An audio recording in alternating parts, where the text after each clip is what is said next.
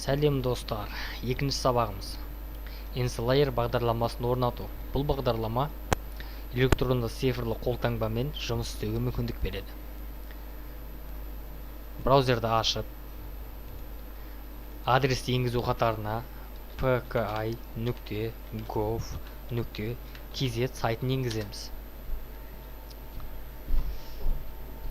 Сайт ашылғаннан кейін екінші қатарда сообщаем, что доступно обновление приложения Enslayer версия 1.1 дегенді басамыз. Бұл терезеде Enslayer'ды жүктеуге мүмкіндік беретін бет ашылады. Төменге түсіп, загрузка программного обеспечения Enslayer для Windows деген батырманы чертеміз. Сохранить.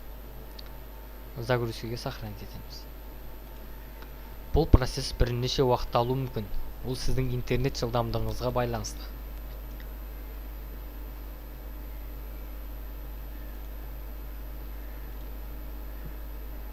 Қазір тартып болғанша біз видеоны паузаға қойып тұрамыз. Так, бізде Enslayer скачать етіліп болды. Архив түрінде скачать етіледі. Оны архивтан шығарамыз.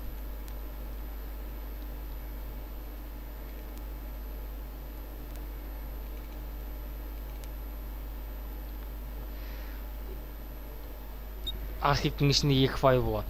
Бірінші, соны орнатуға арналған инструкция, екінші бағдарламаның өзі. Enslayer install деген үстіне екі рет чертіп, далее батырмасын чертеміз. Файлдарды орнату іске асуда.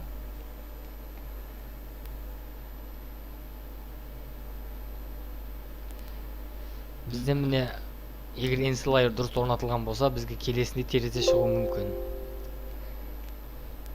Дәл осы терезе шыққан кезде да деген батырманы чертуіміз қажет. И да. Enslayer сәтті іске қосылды деген хабарлама шығады. Бізге енді ключмен жұмыс істеу үшін тағы арнайы сертификаттар қажет. Ссылканы басамыз. Сілтеме уже егер жаңағы сообщениеден кейін даданы басқаннан кейін бұны бассаңыз уже орнатылып қойған деген мәліметті алуыңызға болады. Міне осымен сабағымыз аяқталды. Enslayer жұмысқа дайын.